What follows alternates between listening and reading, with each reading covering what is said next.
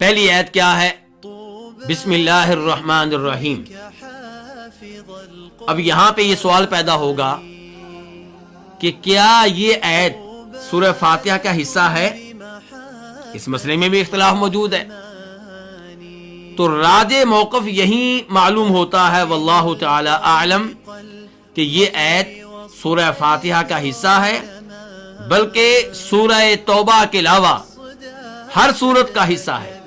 اور سورہ نمل میں یہ آیت 2 بار ہے، سورہ نمل کے آغاز میں بھی اور سورہ نمل کے درمیان میں بھی، انہ من سلیمان و انہ بسم اللہ الرحمن الرحیم۔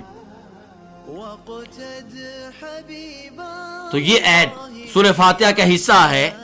اس کے دلائل میں سے ایک دلیل وہ حدیث ہے جسے شیخ البانی رحمہ اللہ نے اپنی مشہور و معروف کتاب سلسلۃ الاحادیث الصحیحہ میں جگہ دی ہے، اور وہاں پہ بتاتے ہیں کہ امام دارقطنی اور امام بہقی اس کو روایت کرتے ہیں۔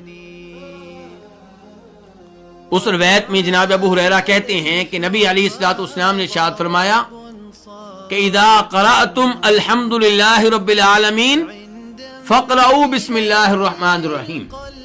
اذا قرأتم الحمد للہ فقرؤوا بسم اللہ الرحمن الرحیم۔ سورت الحمد للہ ہے، جس کے شروع میں الحمد للہ آتا ہے، تو بسم اللہ الرحمن الرحیم بھی پڑھا کرو۔ اس کے بعد آپ فرماتے ہیں کہ وہ سورت اسب المثانی ہے، ام الکتاب ہے، اور آخر میں آپ کہتے ہیں کہ بسم اللہ الرحمن الرحیم اس کی آیتوں میں سے ایک آیت ہے۔ بسم اللہ الرحمن الرحیم احداہا، آپ فرما رہے ہیں کہ بسم اللہ الرحمن الرحیم اس سورت کی آیتوں میں سے ایک آیت ہے، اس کا ایک حصہ ہے۔ اور دوسری روایت امام ابو داؤد اور امام حاکم وغیرہ روایت کرتے ہیں جناب عبداللہ ابن عباس سے، وہ کہتے ہیں کہ نبی علیہ الصلوۃ والسلام